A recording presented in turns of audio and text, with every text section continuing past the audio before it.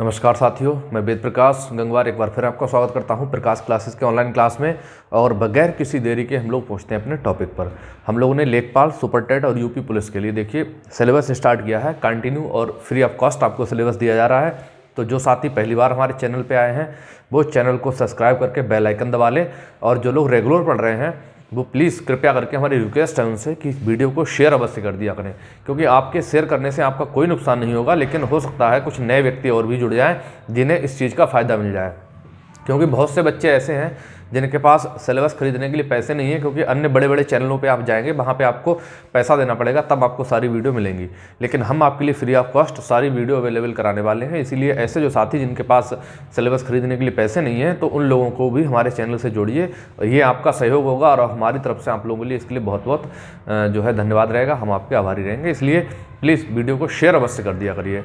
चलिए हम लोग स्टार्ट करेंगे। और इससे पहले वाला जो पहला भाग था उसमें हम लोगों ने त्रिभुज को पढ़ा था, त्रिभुज के बारे में जाना था।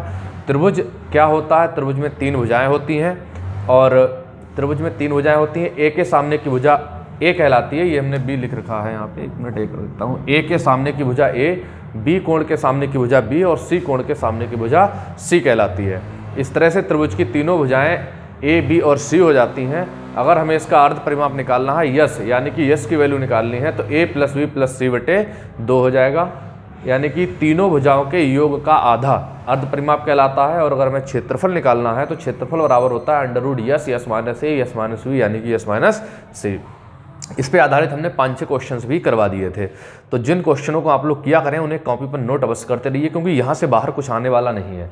अब जो प्रश्न हमने दिया था, ये प्रश्न आपका 10+2 के एग्जाम 2013 का आया हुआ है, ठीक है, और बहुत ही इंपॉर्टेंट क्वेश्चन है। उसी में हम लोग आगे बढ़ रहे हैं। आगे जो लोग पीछे पहला वीडियो नहीं देखे हैं वो पहला वीडियो भी जरूर देख लें, ठीक है।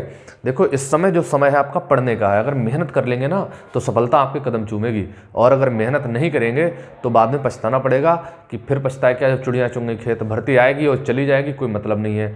तो जिन विद्यार्थियों के पेट में 50% तक स्कोर है या उससे नीचे भी है, अभी कुछ कहा नहीं जा सकता है, तो वो लोग तैयारी को कंटिन्यू करते रहें और सुपर टेट की तैयारी में भी लग जाइए, क्योंकि जो भर्ती आने वाली है ना, बहुत ज़बरदस्त भर्ती आएगी। एक बार बहुत तगड़ी फाइट होगी, इसलिए तैयारी को कंटिन्यू करिए और सारी चीज़ें नोट जरूर करते रहिए। चलिए हम लोग पहुँचते हैं।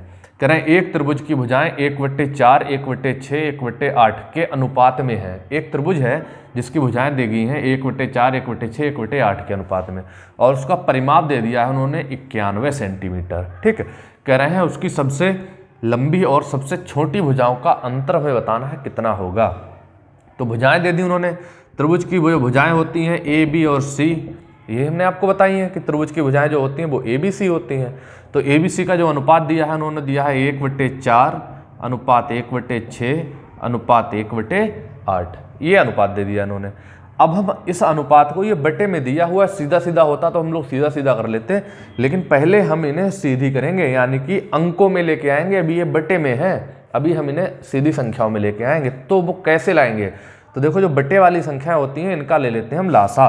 तो 4, 6 और 8 का एलसीएम आप निकालेंगे, जब लासा निकालेंगे तो आएगा आपका 24, ठीक है। हल करके देख लीजिएगा अगर नहीं निकालना आता है। अगर निकालना जानते हैं तो बहुत अच्छी बात है। 4 को ऐसे निकाल लेंगे, 2 दूनी 4, 2 तीन 6, 2 चौकू 8, 2 एकम 3, 2 दूनी 4, फिर 2 से काटेंगे 1, 3, 2, यहाँ पे 1 आ जाएगा, फिर 3 से काटेंगे 1, 1, 1, यानी कि 3 दूनी 6, 6 दूनी 12, 12 दूनी 24। ये काम आपको वहाँ नहीं करना है, क्योंकि ये एलसीएम वाले चैप्टर का काम है। ये आपको इतना पढ़ना पड़ेगा, तरीका समझना पड़ेगा कैसे आया।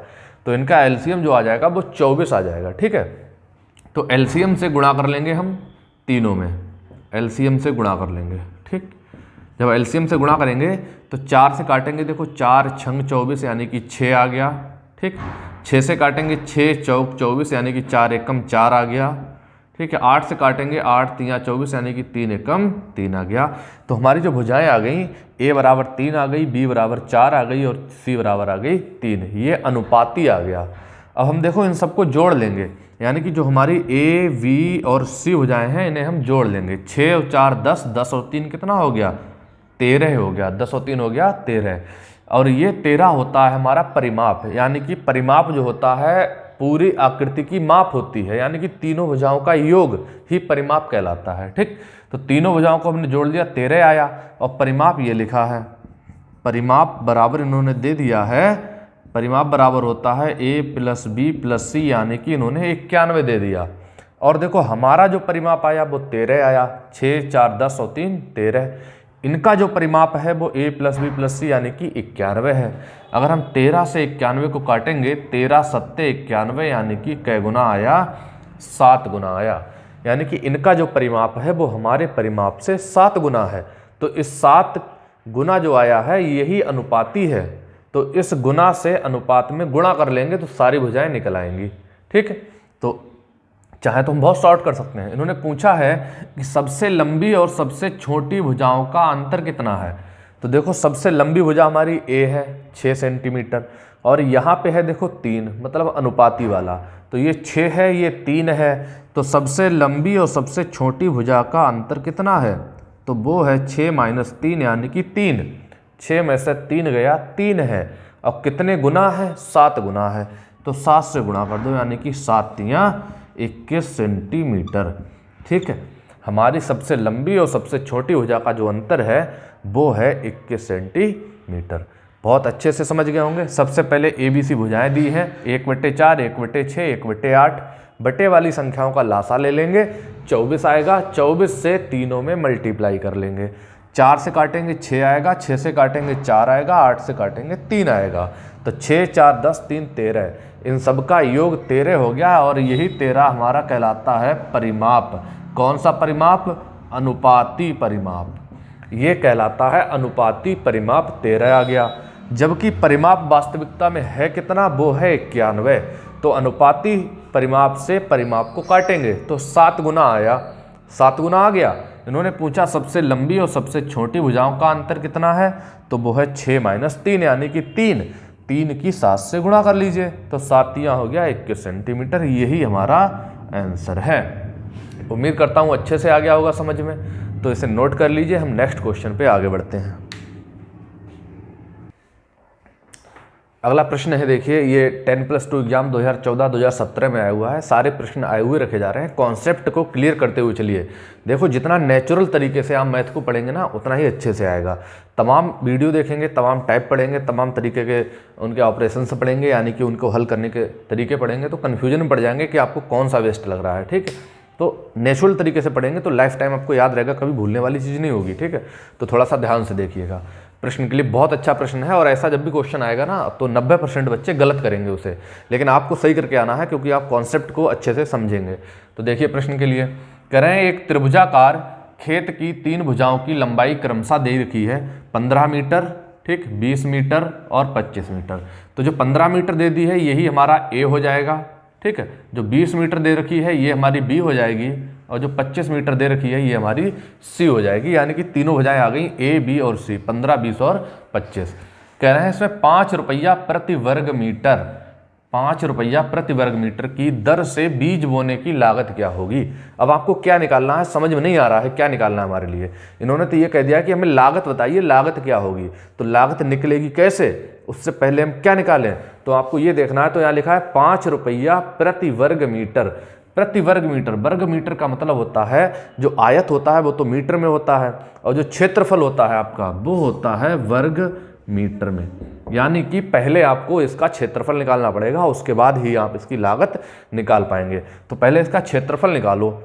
क्षेत्रफल निकालने के लिए सबसे पहले आपको अर्ध परिमाप निकालना पड़ेगा, अर्ध परिमाप। ठीक है, तो अर्ध परिमाप बराबर होता है यस, यस बोलते हैं इसके लिए। ठीक है, यस से इंडिकेट करते हैं। तो ये यस बराबर होता है A + B + C/2। ठीक है, यानी कि आप A, B, C तीनों को जोड़ लीजिए।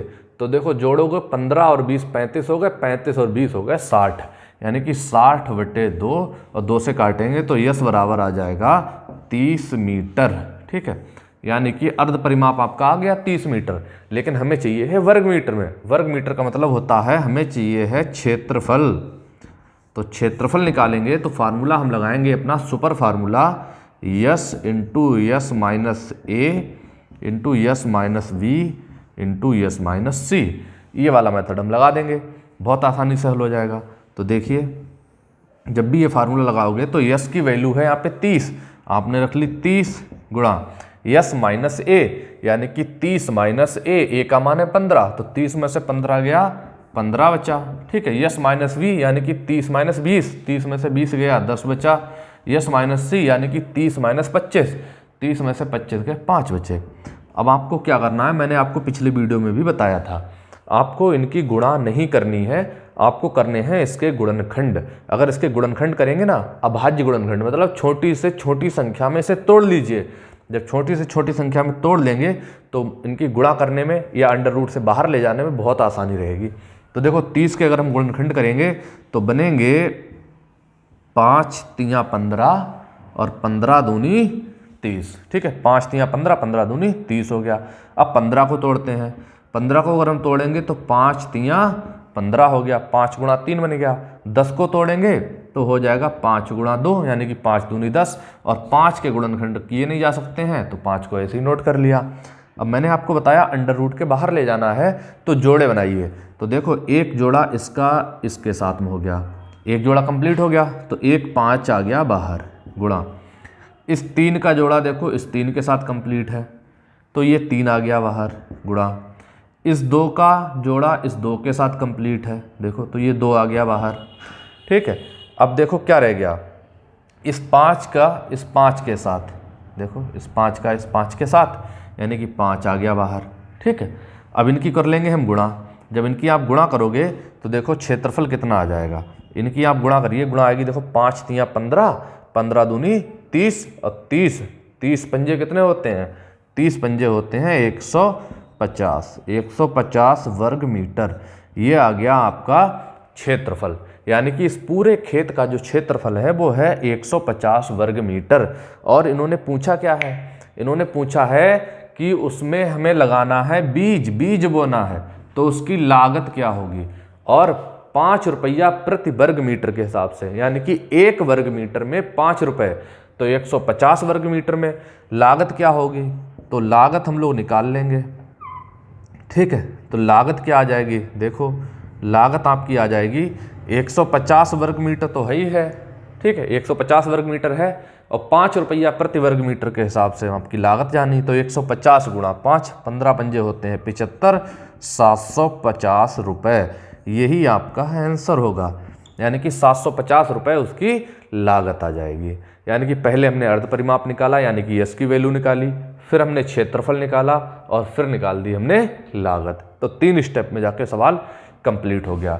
अब इसी प्रश्न को एक शॉर्ट मेथड से करेंगे जो हम आपको बताने जा रहे हैं। अगर आप इससे कर सकते हैं तो इससे भी सवाल हल हो गया, वरना एक शॉर्ट मेथड है, वो मेथड है हमारा समकोण त्रिभुज वाला।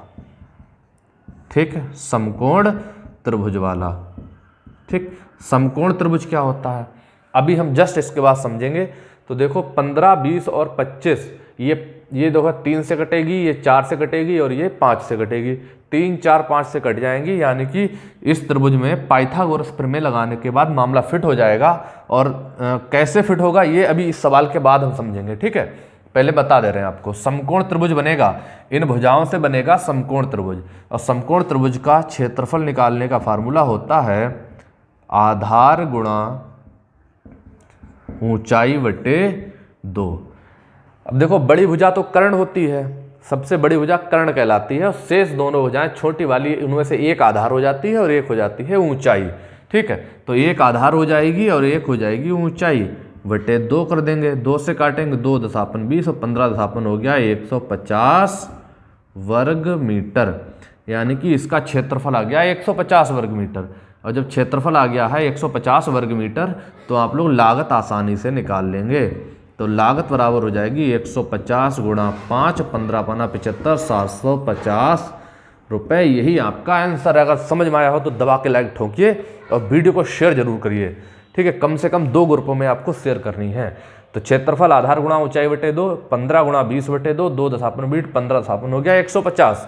ठीक है, 150 तो क्षेत्रफल आ गया, तो लागत हो जाएगी 150 गुणा 5 यानी कि 750 रुपये। तो चाहे तो इसको समझ लीजिए और चाहे तो इसको समझ लीजिए। अब इसका वाला मेथड हम लोग स्टार्ट करने जा रहे हैं। क्वेश्चन को नोट करिए, पहुंचते हैं नेक्स्ट क्वेश्चन पे। चलिए बगैर किसी देरी के हम लोग पहुंचते हैं अपने नेक्स्ट टॉपिक पे। हमारा अगला टॉपिक रहेगा समकोण त्रिभुज, जिसे हम लोग स्टार्ट करने जा रहे हैं। और विषम बाहु त्रिभुज यानी कि ऐसा त्रिभुज जिसकी सभी भुजाएं अलग अलग होती हैं, समझ गए होंगे आप लोग। उसके हमने 8-10 सवाल करवा दिए हैं और वो सारे क्वेश्चंस बहुत इंपॉर्टेंट हैं। अन्य जो प्रश्न आएंगे वो उन्हीं के आधारित आएंगे उसी तरह से, मतलब सभी टाइप के प्रश्न आपको करवा दिए। अब हमारा आता है समकोण त्रिभुज। ये दूसरा त्रिभुज है, ठीक है। समकोण त्रिभुज की आकृति ये दी हुई है ABC, यानी कि ऐसा त्रिभुज जिसका एक कोण 90 अंश होता है वही कहलाता है समकोण त्रिभुज, ठीक है। इसका देखो समकोण त्रिभुज है ये, इसका एक कोण 90 अंश है। जब एक कोण 90 अंश होगा तो शेष दोनों कोण जो है वो कितने होंगे, ये भी 45 अंश का होगा और ये भी 45 अंश का होगा। यानी कि समकोण त्रिभुज में एक कोण 90 अंश का और शेष दोनों 45-45 के होते हैं। इसमें एक पाइथागोरस प्रमेय फिट होती है, उसे आप लोग समझ लीजिए। अगर प्रमेय आ गई तो हल करना आ गया सवाल, आप त्रिभुज पहचान लेंगे कैसा समकोण है अथवा नहीं है, ठीक है। तो पाइथागोरस जो प्रमेय होती है वो होती है कर्ण का स्क्वायर बराबर लंब स्क्वायर प्लस आधार का स्क्वायर। यानी कि जो सबसे बड़ी भुजा होती है हमारी ये कहलाती है कर्ण, ये कर्ण कहलाती है, इसे हम लोग बोलते हैं आधार। और ये वाली भुजा जो होती है ये कहलाती है लंब, जिसे हम लोग ऊंचाई के नाम से भी जानते हैं, ठीक है। जो सबसे बड़ी भुजा होती है वो कर्ण कहलाती है, नीचे आधार जिसके ऊपर ये खड़ा है पूरा त्रिभुज वो आधार है, और जो खड़ी खड़ी भुजा है वो लंब है यानी कि ऊंचाई कहलाती है, ठीक है। तो तीनों भुजाएं हो गई। तो ये कर्ण जो है वो सबसे बड़ी भुजा होती है। तो सबसे बड़ी भुजा का वर्ग देख लीजिए, सबसे बड़ी भुजा का वर्ग कैसे हम पता करेंगे कि त्रिभुज हमारा समकोण त्रिभुज है अथवा नहीं है। या तो प्रश्न में सीधे लिखा हुआ हो कि समकोण त्रिभुज, तब तो पहचानने की जरूरत ही नहीं है, और ऐसा नहीं दिया है तो हम लोग कैसे पहचानेंगे। तो देखो बड़ी भुजा का वर्ग जो है, इस सबसे बड़ी भुजा का वर्ग शेष दोनों छोटी भुजाओं के वर्गों के योग के बराबर होगा। तो शेष दोनों छोटी भुजाओं के वर्गों का योग कर लीजिए, अगर उनके बराबर बड़ी भुजा का वर्ग आ रहा है तब तो हमारा त्रिभुज समकोण त्रिभुज है अथवा नहीं है। अब पिछला वाला जो क्वेश्चन था उसमें एक भुजा 15 थी, दूसरी 20 थी और तीसरी थी 25 सेंटीमीटर, ये भुजाएं थी, ठीक है। हमने कैसे पहचाना कि ये समकोण त्रिभुज है, तो हमने किया बड़ी भुजा का वर्ग। तो 25 का वर्ग करेंगे, 25-25 होता है 625। अब शेष दोनों छोटी भुजाओं के वर्गों के योग के बराबर होना चाहिए। तो देखो 15 का वर्ग करोगे, 15-15 होता है 225, ठीक है। और 20 का वर्ग करोगे तो 20-20 होता है 400। अब देखो 400 और 625, 225 और 400 कितना हो गया, 625 हो गया। और बड़ी भुजा का वर्ग भी कितना है, 625 है। यानी कि ये वाला त्रिभुज हमारा कैसा था, समकोण त्रिभुज था। इसी तरह से हम कोई भी त्रिभुज आ जाए उसमें बहुत आसानी से हम पहचान लेंगे कि दिया गया त्रिभुज हमारा समकोण त्रिभुज है अथवा नहीं है। यानी कि बड़ी भुजा का वर्ग शेष दोनों छोटी भुजाओं के वर्गों के योग के बराबर होगा। इतनी बात क्लियर हो गई हो तो फार्मूला नोट कर लो। इसके बाद हम लोग प्रश्न पे बढ़ते हैं आगे। देखिए एक बहुत ही छोटा सा प्रश्न दिया गया है, बहुत अच्छा सवाल है, ये कई बार परीक्षाओं में पूछा गया है, मैंने अभी देखा 3 बार तो पूछा ही गया है। सारे क्वेश्चंस आपके SD यादव और RS अग्रवाल, यश चंद और किरण, इन सभी से क्वेश्चन लिए जा रहे हैं, सभी बुकों से। बहुत अच्छी बुकें हैं ये, बहुत अच्छे सवाल आते हैं, ठीक है। तो सफलता उसी को मिलती है जो मुकाम तक पहुंचने की हिम्मत रखता है। तो हिम्मत रखिए, सफलता जरूर मिलेगी। लक्ष्य एक होना चाहिए, एक पद सरकारी नौकरी उत्तर प्रदेश पुलिस में, ठीक है। पुलिस हो, लेखपाल हो या सुपरटेट हो, जिसके भी विद्यार्थी हैं उसमें एक पद आपका चाहिए है, ठीक। तो देख लीजिए किसी समकोण त्रिभुज की लंबाई 6 सेंटीमीटर यहाँ पे दी हुई है, इन्होंने लंबाई दे दी है 6 सेंटीमीटर, ठीक है। और आधार दे दिया है 8 सेंटीमीटर। कह रहे हैं कि कर्ण की लंबाई ज्ञात कीजिए। जब लंब दे दिया 6 सेंटीमीटर, आधार दे दिया है 8 सेंटीमीटर, तो कर्ण हम लोग निकाल लेंगे, ये वाली प्रमेय लगा देंगे। कर्ण का स्क्वायर बराबर होता है लंब का स्क्वायर प्लस आधार का स्क्वायर। तो लंब हमारा है 6, तो 6 का स्क्वायर प्लस आधार है हमारा 8, 8 का स्क्वायर। तो 6 का स्क्वायर करेंगे तो कितना आएगा, 36 आएगा। 8 का स्क्वायर करेंगे तो 64 आएगा। 36 और 64 को जोड़ेंगे तो कितना आएगा, 100। यानी कि कर्ण का स्क्वायर बराबर हो गया 100। तो कर्ण हमारा कितना हो जाएगा, 100 का वर्गमूल निकालेंगे 10 सेंटीमीटर। यही हमारा आंसर है। यानी कि कर्ण जो हमारा आ गया वो आ गया है 10 सेंटीमीटर, क्योंकि 100 का जैसे ही आप वर्गमूल निकालोगे तो 100 का जो वर्गमूल होता है वो होता है 10। ये हो गया हमारा वर्गमूल।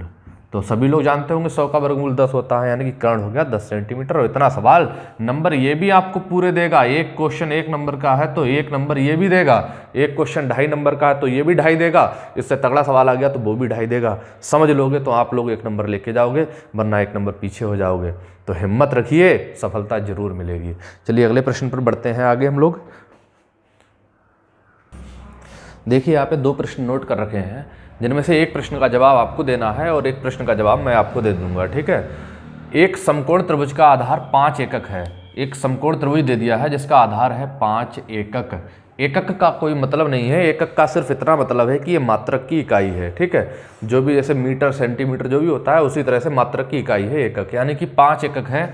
और कर्ण दे रखा है उन्होंने 13 एकक।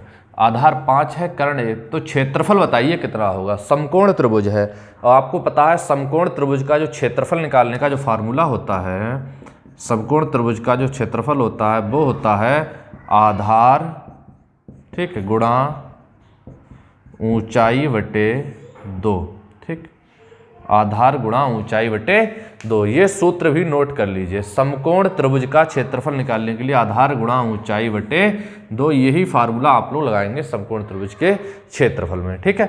अभी पीछे मैंने आपको पाइथागोरस प्रमेय बताई थी, अब मैं आपको समकोण त्रिभुज का सूत्र बता रहा हूँ। इसे नोट कर लीजिए, कॉपी पे आने वाला जरूर है, परीक्षा में एक क्वेश्चन जरूर आएगा, ठीक है। तो आधार आपको पता होना चाहिए 5 है, लेकिन हमें ऊंचाई नहीं पता। ऊंचाई का मतलब है लंब नहीं पता। समकोण त्रिभुज हमारा इस तरीके से बनता है, हम अभी आपको बता ही चुके हैं। ये समकोण त्रिभुज है तो ऊंचाई हमें पता ही नहीं है। आधार दे दिया इन्होंने 5 और कर्ण दे दिया है 13, तो ये वाली ऊंचाई आपको पता होनी चाहिए, जिसे हम लोग लंब कहते हैं। ऊंचाई कैसे निकालेंगे? हमने कहा बड़ी भुजा का वर्ग शेष दोनों छोटी भुजाओं के वर्गों के योग के बराबर होता है। यानी कि अगर हम यहाँ से अपना लंब निकालना चाहें तो 13 का वर्ग करेंगे, तो 13 का अगर वर्ग करोगे 13 13 हो गया 169, ठीक है। इसमें से छोटी भुजा वाली घटा दीजिए। 5 का वर्ग करोगे तो 5 का वर्ग आएगा 25। अब 69 में से 25 चले गए, कितना बचा? 169 में से 125 चले गए तो बचे हैं 144, और 144 हमारा हो गया है लंब। लंब का स्क्वायर आ गया 144। 144 का वर्गमूल करोगे तो कितना आएगा?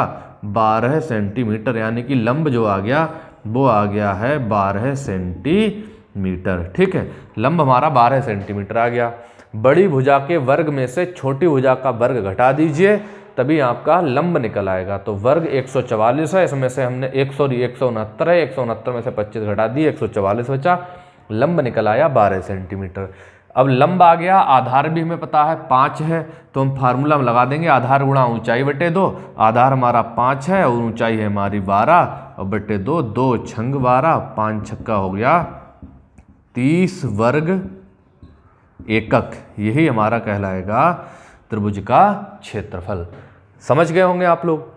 पहले हमने लंब निकाल लिया, उसके बाद आधार गुणा ऊंचाई बटे 2। लंब का मतलब है ऊंचाई, तो आधार गुणा ऊंचाई बटे 2 फार्मूला लगा दिया और क्षेत्रफल हमारा आ गया। यानी कि समकोण त्रिभुज का जो क्षेत्रफल होता है वो होता है आधार गुणा लंब। लंब को हम लोग कहते हैं ऊंचाई और बटे हो जाता है 2। ये है हमारे त्रिभुज का क्षेत्रफल। कौन से त्रिभुज का क्षेत्रफल बच्चों? समकोण त्रिभुज का क्षेत्रफल, ठीक है। बुलंदियां वहीं छूते हैं जिनके हौसले बुलंद होते हैं, इसलिए घबराइएगा नहीं।